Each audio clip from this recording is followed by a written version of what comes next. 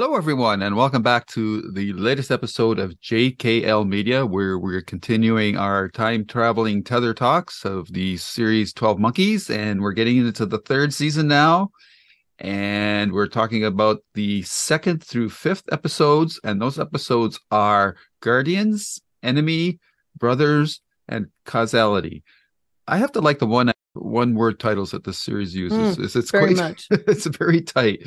And as usual, before we get into a more detailed discussion, I'm going to ask my two time traveling companions to give their brief thoughts on the four series. And Karen, I'm going to ask you first. And I also want you to mention which character you thought was the MVP of these four episodes, because Oh, I wow. I definitely have one in mind, but there's more than one choice here. But I'm just Yeah. curious. I'm just curious to see where you two lie. So, Karen, your thoughts on these four episodes of season Okay. 3? First of all, how much am I loving this show? I cannot even express how awesome this show is. Sad that I didn't watch it the first time around. Obviously, it deserved more love than it got. You're asking me what's my favorite. Who's my MVP? I have two. Okay. Let's see. That's cheating, but I'll allow it. Okay, I'll do a number one, Okay. but I also want to honorable mention. Okay. And they're almost tied. Deacon Ooh. would be my MVP because that episode where he is recovering and seeing his dead father, and that was amazing, him talking to himself.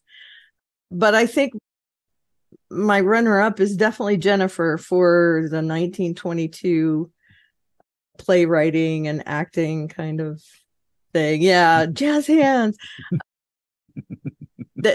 To me, those two characters really stood out for me. Okay. Cool. Yeah, Jesse. I'm going to echo.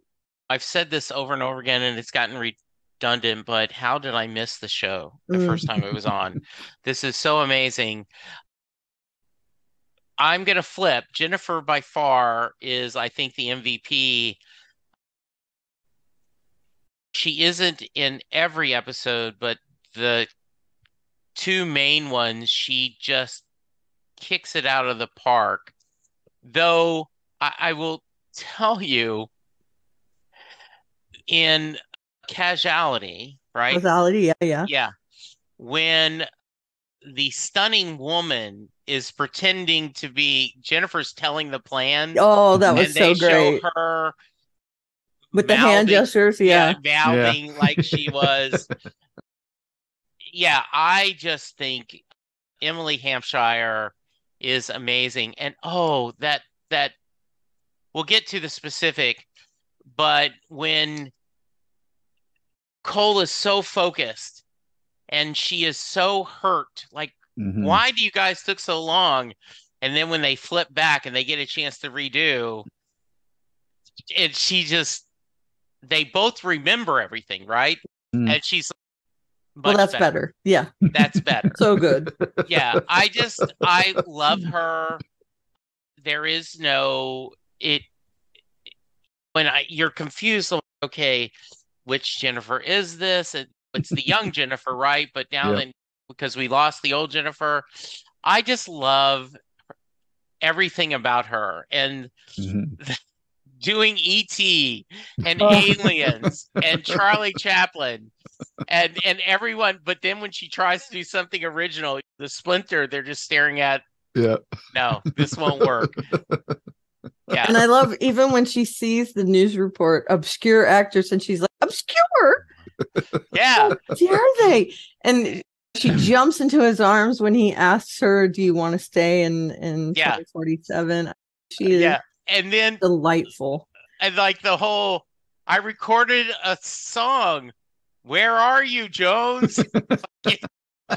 I've done everything I could do to find you guys. She is a star. How about you, Lou? Who's your MVP? Yeah, my clear number one choice was Jennifer. And because of those because of Guardians and Causality. I just thought that this show just really does so many things, and it's so flexible in its format, because Causality is such a hoot. Like the whole Jennifer playing her mother, and just the 1989 vibe, and the way they're dressed. Everybody looks good except Cole. Yeah, makes me cringe. Yeah, it's just, yeah, she just goes across all the pop culture references, and yet her pain, her hurt that they took so long to get to her, and they don't really consider her part of the main team and all that. You just can't help but feel bad for her. I just thought she was really good. For second, it's tough, but I didn't like the Deacon episode, but I really thought that Cole went on a hell of a journey over these 4 episodes. Yeah, that's true. Like he ended up killing his brother, and on this series, is anybody ever really dead now? But the way that went down, and Ramsey's plea not to do a reset for him, that's got to be tough. And then for Cole to find out that the witness, though I still don't think the witness is really the witness, is their son, that's really tough to take too. So yeah, this series really, I like the season 2 finale and the season 3 first episode. I think we're still like elevated above these episodes, because that was such a game changer for the direction of the series. And now this one is building up the mythos again. But yeah, you just can't help but be entertained by all these characters. Every character gets a really good arc. Even like the elegant lady, like now she's come to the forefront, doing her Loki bit, I guess you could say, from the one of the Avengers movies, where she's allowed herself to be captured. It's just really entertaining, and the show just continues to make you believe in what these characters are doing, because the motivations are properly laid out while they're doing, even if it goes totally against what you think they would do originally when the series has started. I'm jumping around here. If I could, sure. I want to talk about, and yeah, we are jumping around, but right, Jennifer loves Cole. Yeah, but she has no, otter-eyes, but she has no illusion that Cassie and him are in game. Yeah. She doesn't, she loves him, but she's okay. And she seems worried about him. Yeah. And so the way to play that against Deacon, it adores Cassie, right? She is just everything to him. And the pain in his eyes, my hope, and I'm worried I'm going to get my heart broken, is that this show won't do the normal trope that because he feels betrayed, he'll end up being, because of his frustrated love, he'll end up doing something poorly. Turning on them. Turning on them. Because I think he just understands where it is, and he has this love for her that he knows is just not possible. And he appreciates the fact that they at least had something together. It may have been just one night, and they have a deep affection for each other. And his redemption story, going back to that episode where they were going to try to have him killed, and him like, good on you, mates. I respect you guys for doing it. Didn't work out now for let's move on. Yeah, all right, move on. Bygones, right? It's just, what a great arc by a wonderful actor. Did you get a little bit of a vibe that there was something going on between Jennifer and Deacon? Yes, during that which I would love the idea, right? Yeah. And like, sorry I killed you. Yeah. And and him And then let's not even talk about Jennifer's dad and seeing that. Yeah. I wanted to watch 15 times in a row Jennifer giving this whole steam, and then Katerina, that's actually a pretty good plan, right? Like right on. A pretty cogent plan, yeah. And Jennifer is just like she'd gotten an A. Yeah, she jumps around. It's so good. Yeah. She's so happy to be part of the team. How can you not love Deacon carrying around Jennifer's purse? Yeah. That was amazing in Causality, where first Cassie is her assistant, and then the next day she comes in and Deacon is her assistant, and he's like, yeah, she got a little bit of the brown bottle flu going on, and it's so funny. Deacon in his Miami Vice suit. Yep. Yes. And then I love the idea, right? Like he's like, hey, I want to try and travel. I want that was so great when they were. It was like in their minds what they were going to do, and it was Cassie and Cole standing there, and then it goes back to Jennifer, and they say, "Yeah, I think Deacon should go too," and then it switches back, and Deacon's in back of them now. It was so great. Just and we talked a little bit about in our Babylon 5 episode that JMS says you've got to do different tones as a creative person because that's how you stretch. This series is not afraid to do something incredibly comedic, something tragic, something horror. It's just really fun. Yeah, none of these episodes were like each other. But they all fit together really well. And that's the strength of the series, because you could tell the story and it could be like grim, like unrelenting grim. It could be kind of like Battlestar 5, or Battlestar Galactica, the remake version, which was relentlessly grim. It had humor, but it was very dark humor. This one, like that 1989 episode, was just a hoot. The security guards were maybe a little over the top, but I've known security guards. That's not out of character. Yeah. And they were having so much fun. Yeah. And it's so interesting. What is the mission, right? And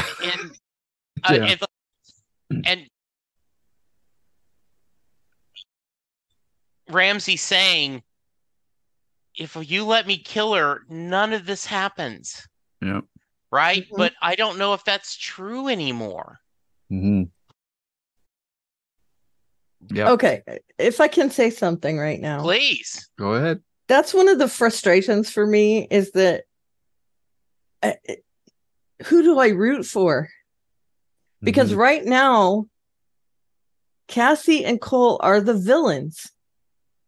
They are stopping this from ending by keeping the fact that their son is the witness to themselves.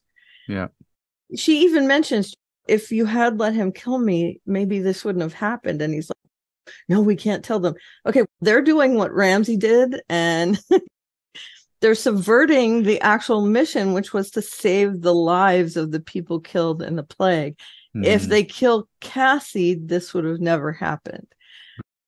We don't know that for sure, but they're becoming that person that we hated Ramse when he did it. He was the villain, and now they're doing it. So do I root for them to hide their son so that this can perpetuate? Do I root for Jennifer? Do I root for Jones? We also have some issues with Jones being gray. It's a roller coaster on who is our protagonist at this point. And I think some of the show gets credit because they are using children. They harken back to Olivia being raised in a box in this one episode, and then we see their son being dragged out as the witness. Hello, Christopher Lloyd, for the next episode, by the way. So we see, and we also saw Jennifer as a child in these episodes. Yeah, So that actor was great. So great. Oh, that is. Yeah. And like, yeah. And just that 80s episode is a master class in editing. Yeah. Right. Yeah. So good. Yeah.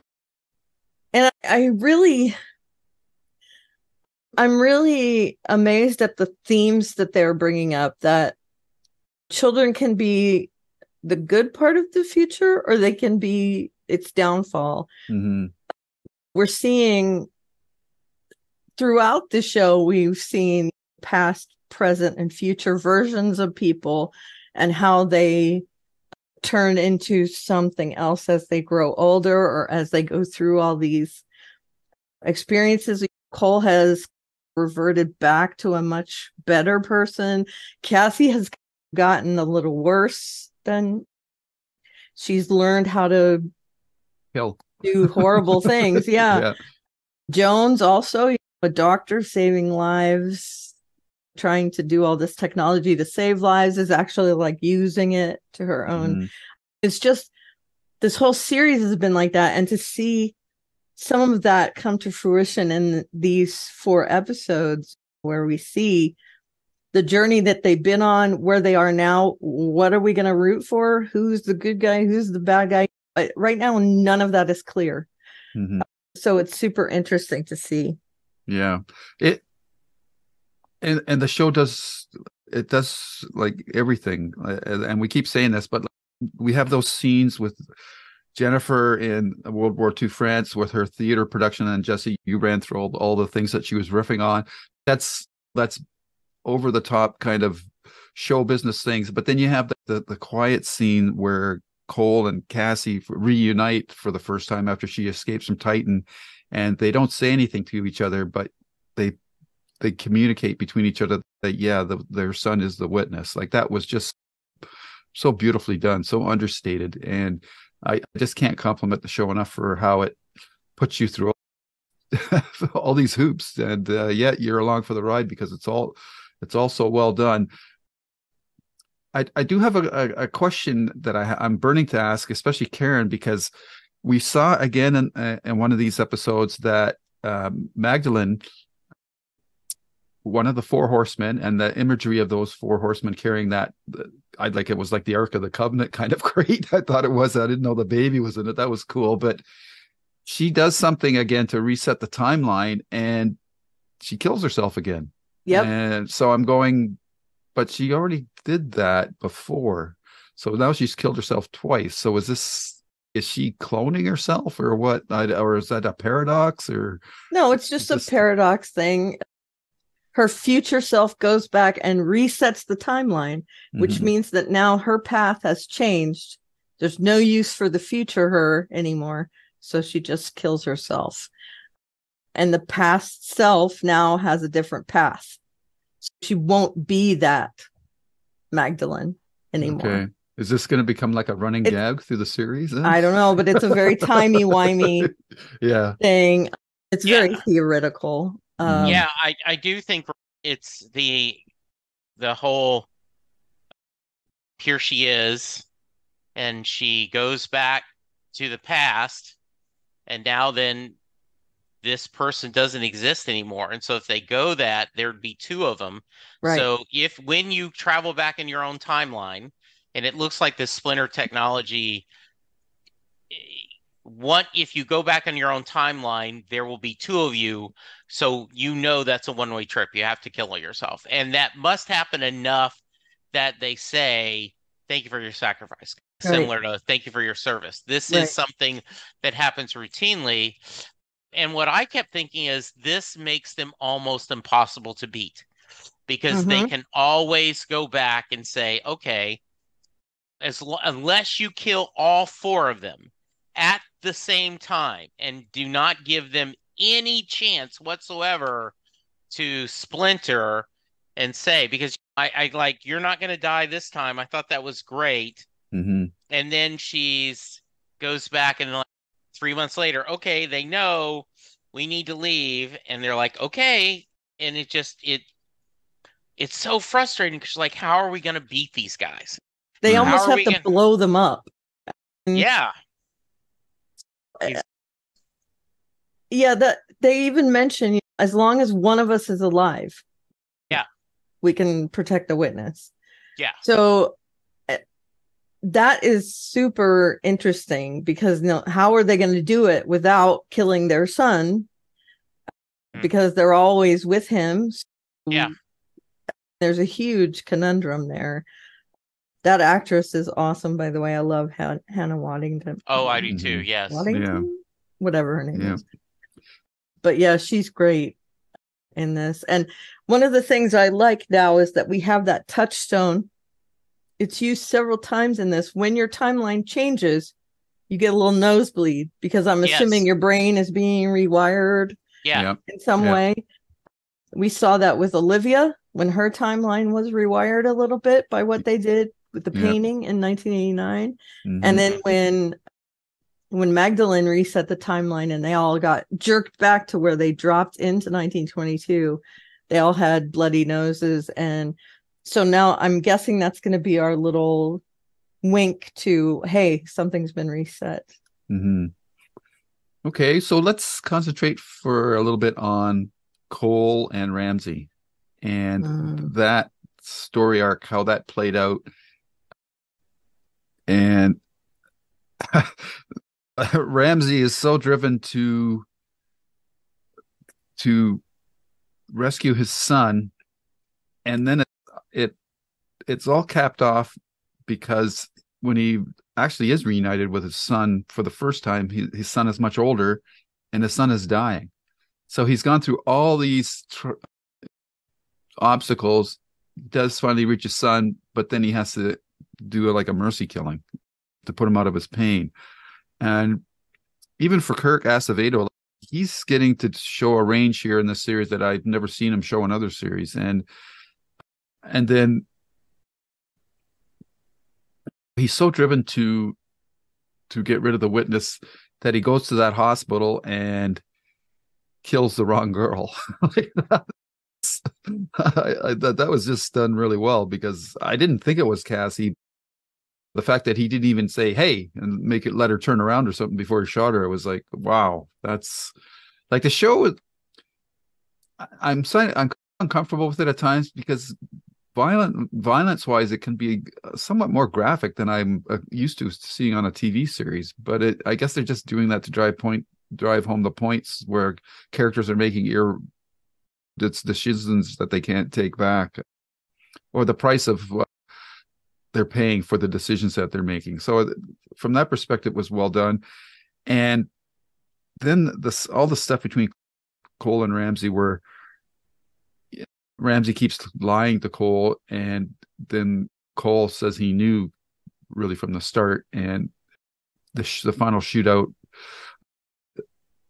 Jesse, I thought that whole arc played out really well, and I'm interested I'm really curious to see how they're going to play that going forward, if they do, in fact. I did not understand.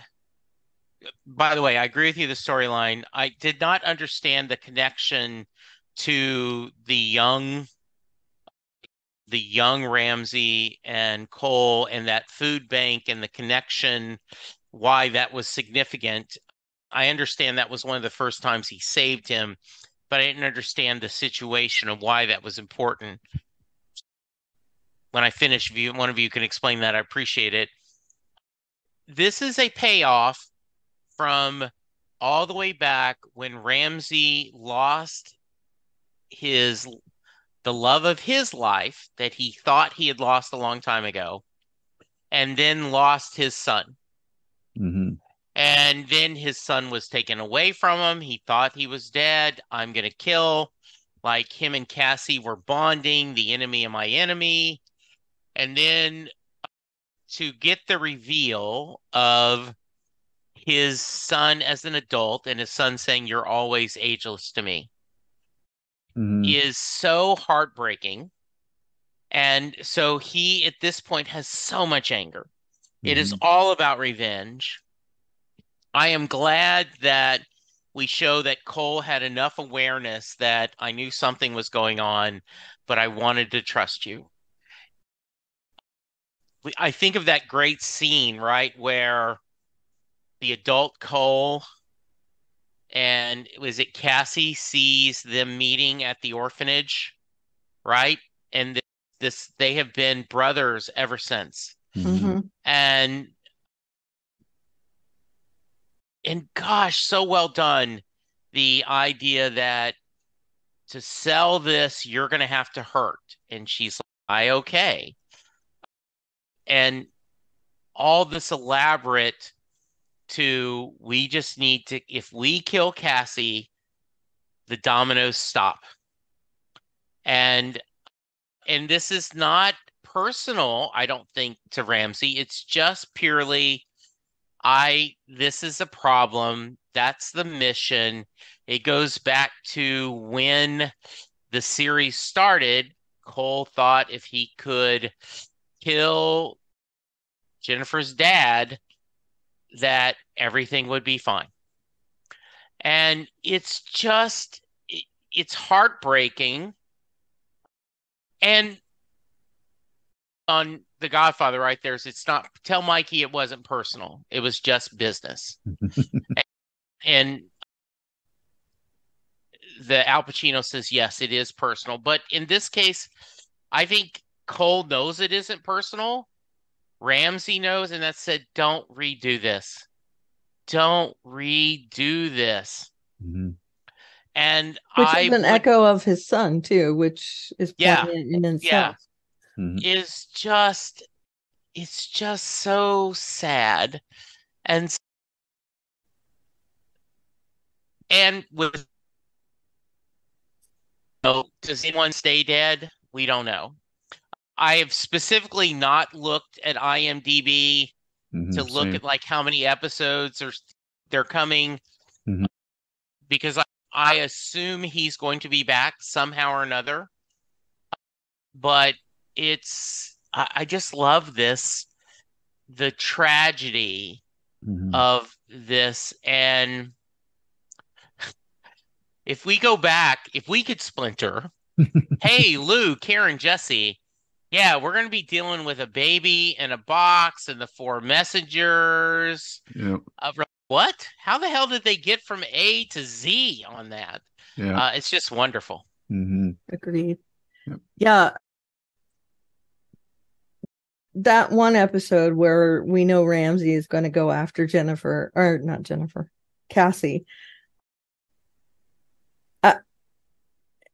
It wasn't a shock to me that Cole knew that Ramse was going to go after Cassie. I just wanted to see how it was going to play out. As soon as he planted that Parsippany community center thing, I thought, okay, that's the trap for Ramse to fall into. So how is this going to come to fruition? I thought that was interesting that they showed those flashback scenes and then he pulled that out. That was the place where Ramse saved his life when they were younger and scrounging for food. And now it's the place where he's going to confront him about going behind his back to do this terrible thing. And the fact that it came full circle, Ramse saved him, and then ultimately Cole kills him in that same place, was really sad. And I think that's why they did it. I'm sure that's why they did it. Yeah. But I understand how Ramse has to be saying to himself, okay, so it was bad when I did it, but now you're going to do it. I went back to save my son, and it would have subverted all this good work that we've done. And now you're going to go back and do this thing. You're going to save Cassie and your son. And I feel like in his dying minutes, he had to be thinking, what a effing hypocrite you are, Cole. But it really makes me feel it. There was a point where I loved Ramse. He was the plucky sidekick, and then all of a sudden he was a bad guy, and now he's back again, and they're helping each other, but they're frenemies, and now he's back, and now he's doing, and now his son is dead.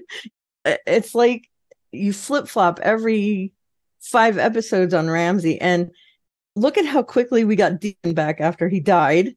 Mm-hmm. I can only hope that maybe we'll see Ramse back, whether he literally dies here or whether he gets up and walks away. I don't know, but yeah, who knows who's dead in this show. You can't really say, oh, it's sad, we'll never see that actor again, because that's not how things work on this show. Mm-hmm. I'm curious to theories. Jesse, I'll start with you. Why did the one actor who was the captain in the Star Trek reboot movie, why did his character let Cassie escape from Titan? Oh, Malik, yeah. I don't know. I have that same question. Does he know something we don't know? Is there something about, is he worried? Does he respect her as the mother of the witness? Yeah, because we haven't really talked about, but Deacon has that great arc where he's talking to his imaginary father played by himself. And then at the very end, another actor plays him, the father. I assume there's a motivation that will be revealed later. Yeah. Of why, but at this point, I have no idea either. Do either of you have a theory? Sure. I don't know that I have a theory. I do think they're planting little notions as to why he could have done it. The pallid man does mention that there are people that are starting to not believe in their cause. Mm-hmm. And we do see Malik doesn't just halfway do this. He kills some acolytes, letting Deacon and Cassie escape. He makes sure that they escape. So there's definitely a driving motivation for him, whether he's found something out or whether he is. I don't think his motivation has anything to do with the army. I think he has another motivation. He's found something out, or he's coming to understand things are different than what he's been told. I do think it's working against what the army is trying to do with the witness. So I don't think he's trying to play into trying to do this kind of causality thing with her. Yeah, I would like to think that he is being like the mole on the inside kind of thing, knowing that the witness has to be born, but then really getting in his conscience, we shouldn't have taken her child away. Or I want to see that kind of happen. I'm hoping that's where it goes. Yeah, that's my feeling, at least. Yeah, we need to see his origin story. Obviously, my wild theory is that somehow he is working with Cole and Cassie. but we'll see. Interesting. Yeah. And is he somehow related to them in this timey-wimey way? Right? Everyone does seem to be tied to each other. Yeah. So we'll have to see. We don't have enough info yet at this point. No. One thing that I've left out that I wanted to come back to with Jennifer is her decision to block out the photocopy page, which would reveal the identity of the witness. That was very interesting, to say the least. And is she doing that because of her being a primary? She thinks that having that revealed now will cause everything to fall apart, or is she just doing a simple human action, Karen, that we've seen all the other characters do in the series, putting their personal interests above the bigger picture kind of thing? Jennifer's been pretty big picture for the most part in the series, so this moment of her doing this was a big point and a turning point for her character, I think. Yeah, I think that it might have been a lot of both, to be honest. We do see her also in these 4 episodes drawing, getting lots of visions, trying to reconcile what she's seeing with what's going on. I think that's part of her trying to help the team in whatever way she can. She is very much trying to solve whatever the timeline is telling her in her head. So when she does see the word, which is what they're calling this map thing, she reads it. She is devouring what's going on in this map, trying to reconcile it with what's going on. And when she does make that connection, I think there's a part of her saying, oh, okay, I get it. I see now where all these connections are being made, but it's not going to be helpful to the team as it is to know this. And I also have this really deep loyalty for Cole. And I don't think it would be in my best interests to allow this to be known. And I do think that's a huge motivating factor for her, is that she wants Cole's approval. And so revealing that the witness is their son would definitely put her on the outs. Definitely. She feels like she's just been let into the team. Yeah.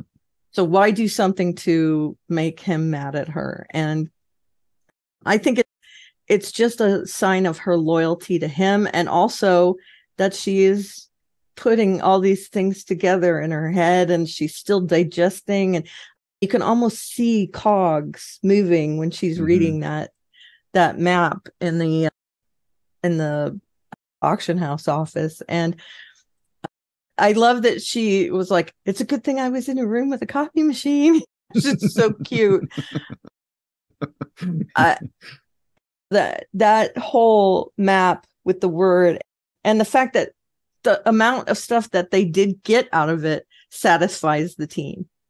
So she has done both things. She's helped the team and also stayed loyal to Cole. And I think that's her way of doing it, is putting her hand there. Oops, a mistake kind of thing. Yeah. Jesse. Yeah. I definitely think she is loyal to Cole and to a certain degree Cassie, but Otter Eyes is important to her. And that's why she was so hurt when he first appears and in France and was just all business. Yeah. And then that's why it meant so much when we were here and he applauded her ship, and she's like, much better. and she's forgiving. She has a good heart. Yeah. So the initial thought is she's doing this for Cole and to a certain degree Cassie. The other thought that Karen got me thinking of is because she is a primary, and because she has all these voices in her head, does she know, either consciously or subconsciously, that it's not good if they know what's going on, right? There are certain things that will come out poorly if I reveal. And the beauty of this show is we could be totally wrong, or we could be perfectly right, or it could be both, right? Yeah. All of the above. Yeah, all of the above. So I do think, and what is wonderful is this is so in character. For her to come up with this brilliant plan. And by the way, just Jennifer, quit buying things. Like, she's right through her credit limit. And she's bidding against herself, right? Like 5,000. Sir, I think 6,000. Like, ma'am, you 7. Okay, sold. But there's a scene very similar to that in Schitt's Creek where Moira bids against herself for a mattress. Okay. And I thought it was really funny. I feel like maybe she took inspiration from that. Oh, yeah. And so no one is surprised that her hand is in there. No. right? No one's like, this is suspicious. No, it's like we're rolling. This is so Jennifer, Right. Exactly. Yeah. Yeah, And which that's what the is series perfect. does so well. Yep. Yeah, Yeah. is Yeah, it's characters. believable. Yeah. Character, Not only to them, but to character. us. Yeah. Yeah. Characters first. Yeah. And this is a show that is built on character. Mm. And to skip just ahead a little bit, right? The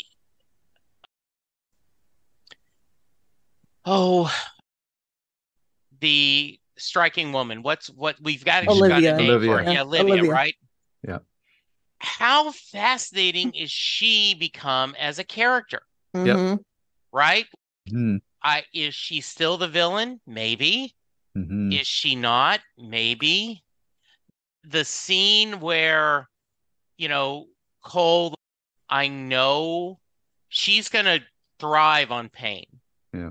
Right? Like she says, I'm never so uncomfortable as when I'm comfortable. Mm-hmm. Because I'm like, you don't have a chair for her to sit down in that cage. You don't have a cot. Yeah.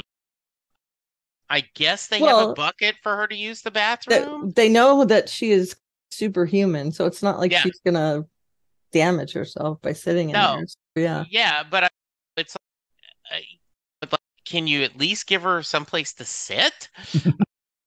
And then the idea that she is in her own way metahuman, but when she goes, you left me in that lab. Yeah. I was a child with a Nazi scientist, and you guys went, okay, got to move on. Yeah. Is so, wow, I would be mad too. Maybe you're right. Yeah. Yeah. Yeah, but still. Yeah. I loved that scene where Jones just is torturing her in the splinter machine. And Hannah, that was brutal, right? Yeah. Yeah. And Hannah stops her and says, this isn't the way to do it. And she does give them that hint saying, I was raised in a box. I don't want to be in a box. And so them torturing her, putting her in this big open cage, none of that's going to work. So Cole blips her back to a couple months ago and puts her down in this little root cellar with all these rats and things. And and she eats the rats. And gross, right? Yeah, it was very gross. And but I don't think she is broken, to be honest. No. I think that didn't phase her very much. She's playing into the whole thing. Yeah, because she has information. Yeah, and that's what her and Ramsey. Okay, to get you in, you're going to be the Trojan horse, and we're going to have to do this. Is just so brilliant. And I love this. I love the idea that, and the question, how are they going to tie this all together? Yep. Yeah. And now, does she have any bargaining chips left now that Jennifer? Yeah. And further to your question, Jesse, how are they going to tie this all together and at the same time preserve the character arcs for all the characters? Right. I don't like stories where they go through and at the end, maybe only one character remembers everything. Right. I think that's unavoidable in this series. I really think that maybe only Cole is going to remember everything, but they've already subverted it in a little way because I thought Cassie was not going to remember their time together on the farm either. So I'm hoping somehow, because so many of them are traveling now, that just the act of traveling once is enough for them to preserve and hang on to all the various timelines that they've gone through. But we'll have to see how that plays out. Serum or, Yeah. And by the way, wasn't that wonderful? We touched on Deacon's journey, right? Where he decides I'm going to stop being a victim, and starts healing and doing himself. And then he gets her out, and they're there, and it's too late, right? They're left, and she sees the butterfly, and it right through time and space, their love is, let's do a Lost, right? The whole, you're my constant. Yeah. You're my constant. Yeah. And I just love that they now have, and when Cole, after he kills Ramse and he sees Jennifer and doesn't know, not Jennifer, Cassie, she doesn't know who he is. And he's like, I don't know if I can do this alone. And then when the next scene they see each other, you're like, oh, these two crazy kids, they're getting together. This is so awesome. Yeah. Yep. Outside of Fairfax County Hospital, by the way. Okay. It made me roll my eyes. Number one, Fairfax County is one of the largest counties in the entire United States. Okay. If there was a Fairfax County hospital, it would be as big as a whole town. There is a Fairfax hospital, though. Okay. But it's weird to see places that you've lived on TV and stuff. But it's a different timeline. That's true. Maybe Fairfax County isn't that big. Yeah, who knows? Yeah. The other interesting thing that's come out here is with the last scene, we finally see the child, the witness, and the show has also planted the seed that they are raising the witness by putting him through various time periods. So that means the show could go anywhere now, like any time period. We're not just going to be bouncing around between the 80s and the 2040s anymore, or 2160 or whatever it is. So that will be interesting to see out how far back they're going to go, or how far into the future they're going to go. Like they just keep changing the scope of the series, but it doesn't feel like scope creep. It just feels like a natural evolution of the storylines. But yeah, it's really well done. I'm shocked at how good this series is, but in a way I shouldn't be, because Terry Matalas did a fantastic job with the third season of Picard, rescuing what I thought was a really bad series and pulling it out of the dumpster fire that it was the first two seasons.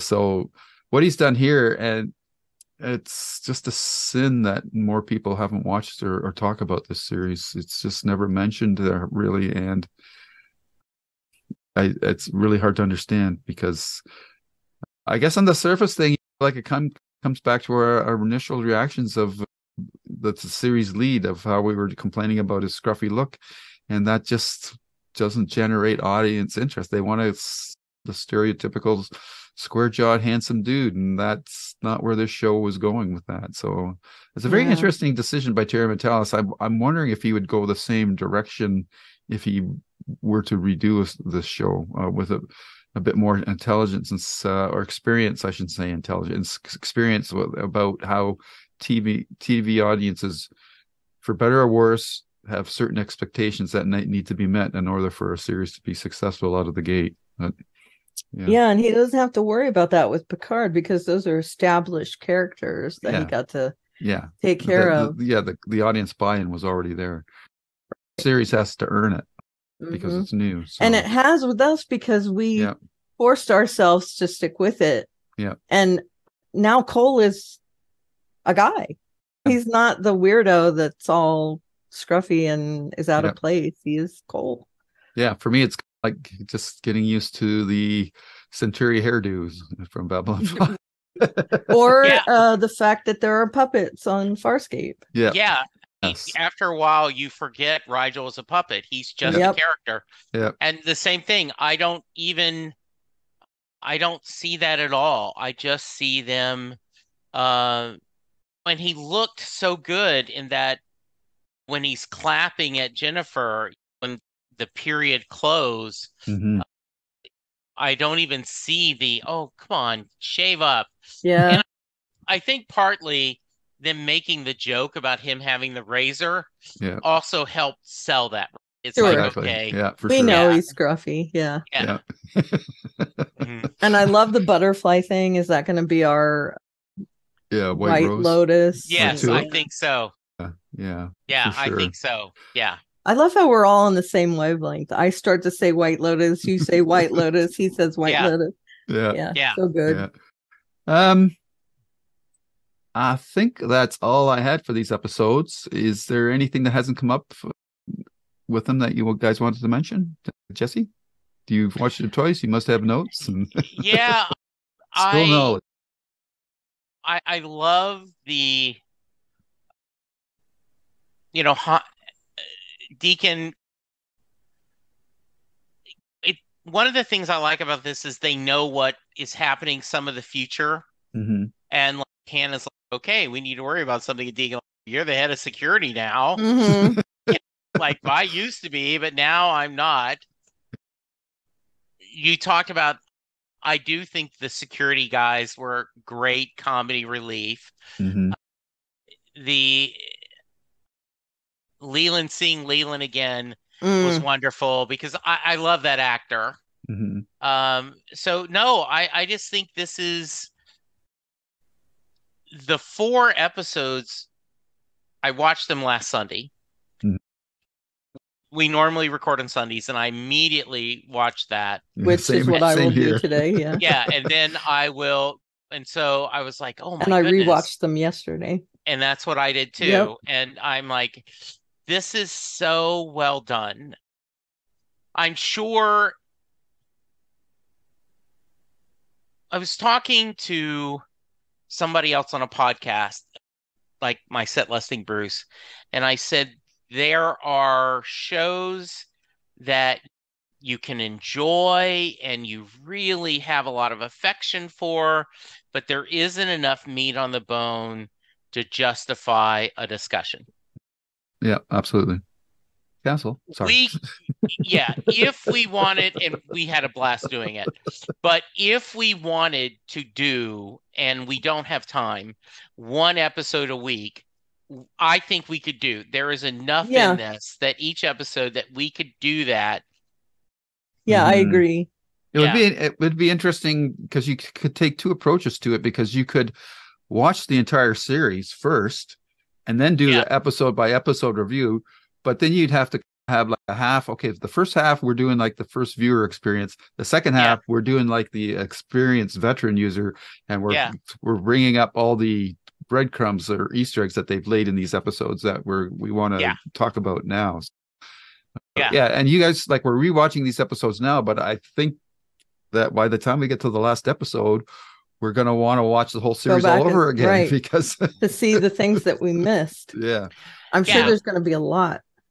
And as we do the Babylon 5, I'm seeing that. This is my 3rd or 4th time I've seen it. So there's things I go, oh, and I'm looking to see, I guess we have coming up, we have nature, nurture, masks, thief.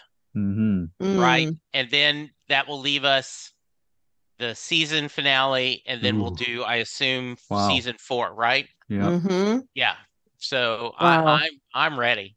I wanted to also mention that there's a huge theme about loyalty in this show, who you're loyal to. And we're seeing that Deacon now has gotten some of that. He stands up for Jennifer to her father, and he gives the young Jennifer the little sparkly ring. And Jennifer also talks in a metaphorical way to her father and to herself. Yeah. And I love Deacon has this loyalty. He knows she's a wacky chick, right? Right. That's his whole thought is, you're a whack job. I can't trust you as far as I throw you. But you know what? I'm so loyal to you. We're on the same team. And to see that play out in that last episode, we see everyone has loyalty to each other. And then that loyalty gets diverted in some cases, which that's the genius of the show, is not knowing who's gonna stick by that person through thick and thin. Right now it's Cole and Cassie. And Jennifer has had unwavering loyalty to Cole as well, but Cole and Cassie they're going to stick together no matter what. And I'd like to see who else is going to, so far, except for a year. They were at odds at the beginning of the second season. True. That's true. And I'm wondering, based on this whole witness thing, if they're going to be at odds again at some point as well. We'll have to see. That's true. Yeah. So maybe Jennifer's the only one who has shown unwavering. Yeah, she's the constant. Well, she's the primary, right? That's right. True. And my question, right, is this whole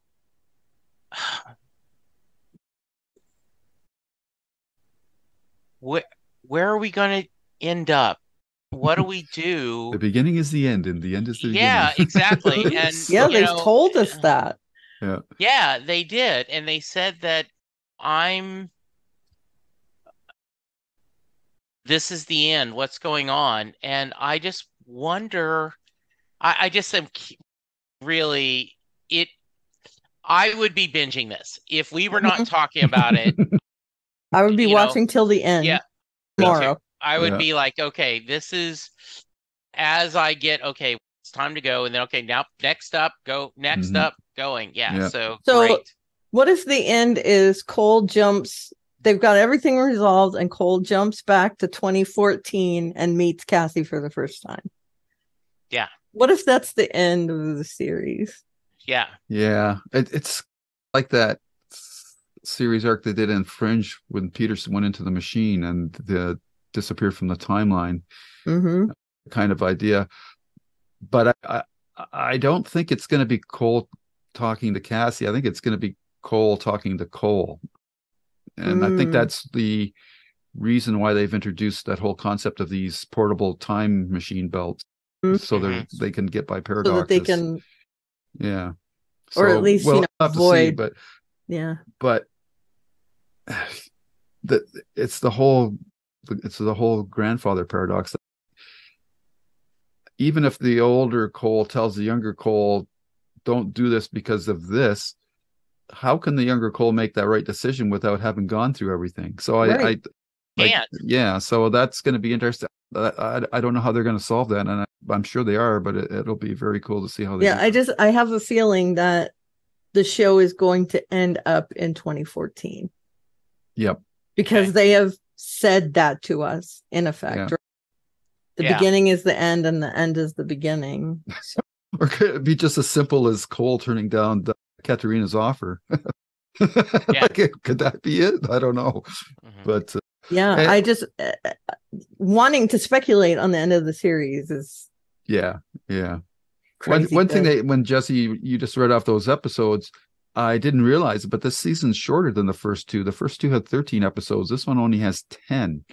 So we're actually further ahead in the series than we thought we were. And season 4 has 11 episodes, but the last two are part 1 and 2. So we're going to have to do those as a separate. I think so. Whatever the schedule goes, we might have to do an extra episode or something to position ourselves for that. But okay, good. Wow, we're close.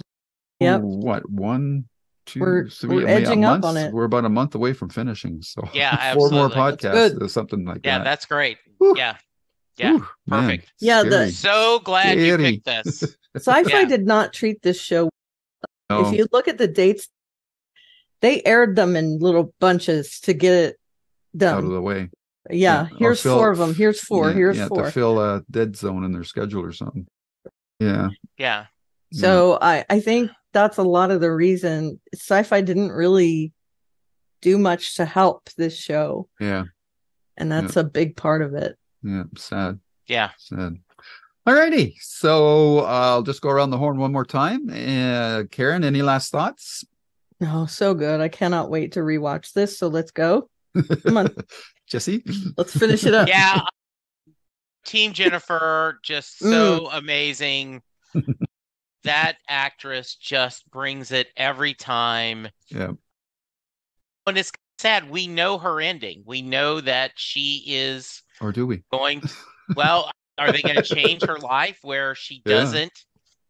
But right now, and just she's just bringing it so much. Yeah. Huge props to Emily Hampton. Yeah, just everything it is. And when I don't know. Not spoilery, but if you go to IMDb, because I was looking to see the little examples, you're like, holy crap. When they give a summary, you're like, man. So yeah, this is going to be a lot of fun. I'm buckle up for the end ride. Mm-hmm. It's going to be a great month. Yeah, for sure. All right. That wraps up our roundup of these episodes. Before the tether snaps on us one more time, Karen, can you tell people where to reach you? Sure. I'm at Oliveria on the various social medias. And in my Twitter bio, there is a link to my blog, alliesstuff.com. And the landing page has a bunch of links and other fun stuff. Cool. Jesse. Yes. I am at Jesse Jackson DFW on the Twitter machine, aka X. And I am just special shout out as of recording this. It is John Hyatt's 71st birthday. And on my Perfectly Good podcast feed, which is the podcast I do with Sylvan Groth, where we're going through every John Hyatt song in alphabetical order, we have a special birthday card where we had multiple fans send in voice messages talking about John Hyatt's music and what it means to them. If you want to hear some people talking about John Hyatt's love, check that out. And we will be back next week for more fun. Mm-hmm. Yes, we will. In the interim, you can find out our already recorded fun on YouTube at Lose Reviews, where you find episodes of this podcast under the JKL Media playlist. As well, we're doing Babylon 5. I have some writers podcasts and Stephen King podcasts there. On Twitter, you can find me at Lou W. Sitzma, SYTSMA. And for now, the tether is snapping.